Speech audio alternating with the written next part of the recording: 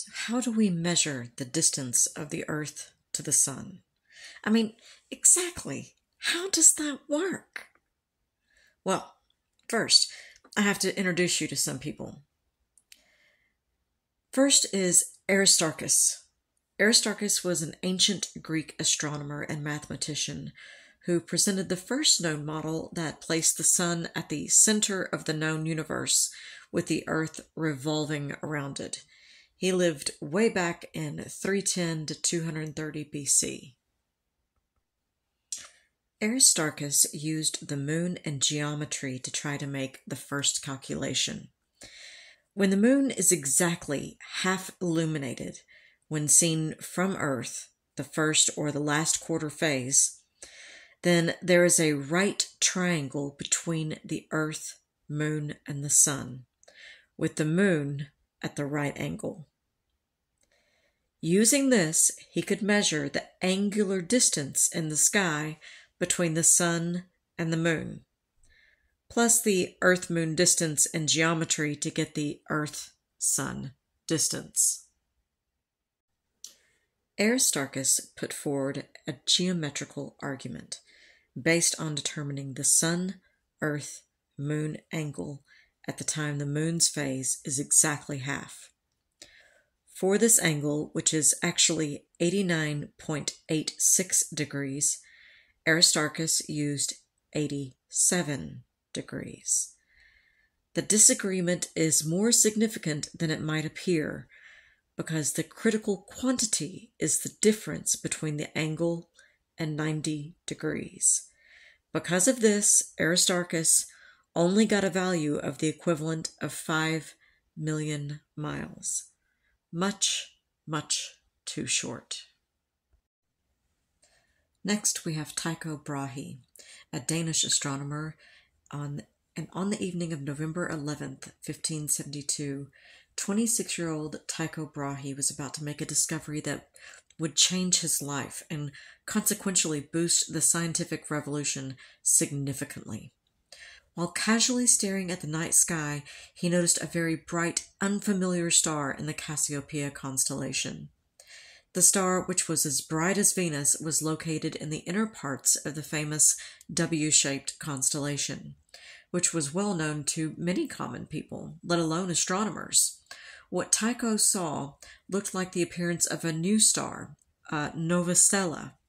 He was so astonished that he sought the confirmation of others to assure himself that he was not hallucinating.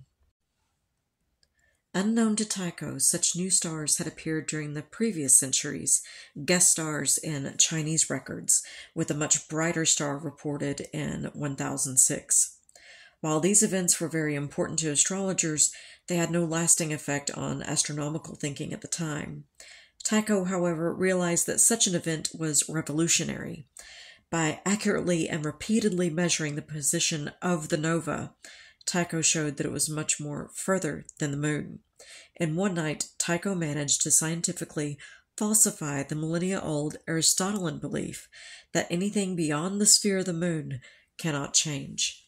This convinced Tycho that the known cosmology was wrong and motivated him to devote his life to performing measurements of stars and planets to study the true cosmology. Brahe spent most of the rest of his life taking detailed notes of all the planets and their movements around the sun. Now, as a student of Brahe, this is Kepler, Johannes Kepler. He received Brahe's astronomy notes after Brahe passed away. And Kepler lived from about 1571 to 1630. He was a German astronomer, mathematician, astrologer, and natural philosopher. And Kepler determined a planet's distance from the sun using his third law of planetary motion, which states that the square of the period of the planet's orbit is proportional to the cube of its average distance from the sun. Now, if that sounds like gibberish to you, don't feel bad. I'm in poor math as well. Now, unfortunately, I cannot go into major detail on this, because if I do, this will end up being a 20-minute video, and we all know how much TikTok likes anything over 10 minutes. So, in order to move this along, we will handle that in the next video, but in this one, we are going to continue with Cassini. In 1672, Cassini and another astronomer made simultaneous measurements of the position of Mars from different places on Earth when Mars was at its closest point to the Earth.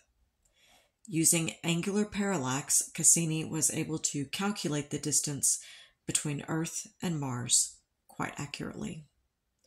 From this distance and the relative distances of Earth and Mars, it is simple geometry to calculate the Sun-Earth distance. Now, since the 1960s, it has been possible to bounce a radio signal off of Venus.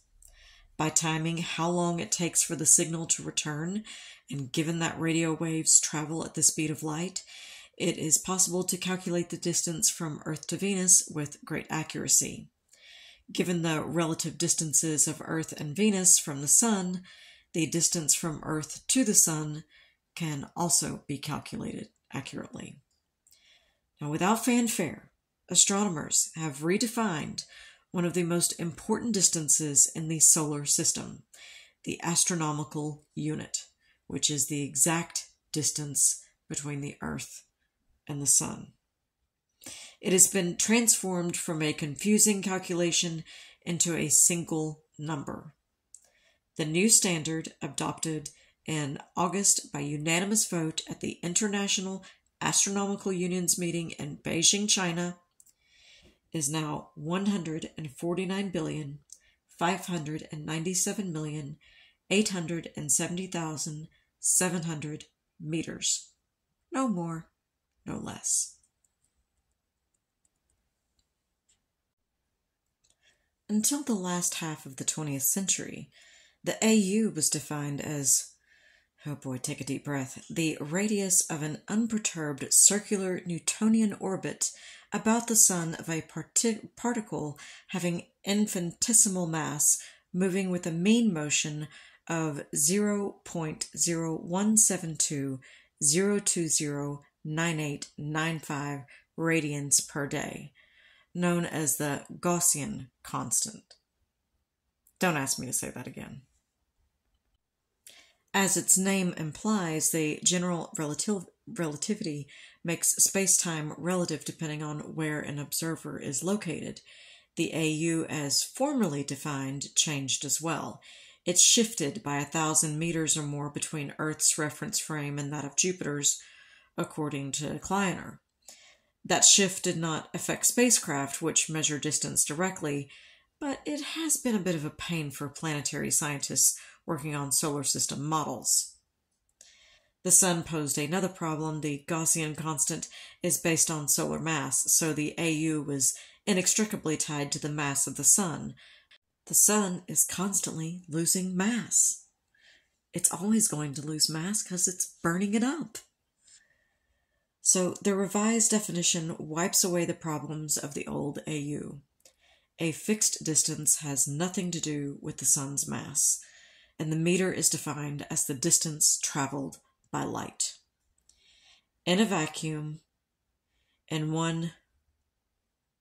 299,792,458ths of a second, because the speed of light is constant in all reference frames, and the AU will no longer change depending on an observer's location in the solar system.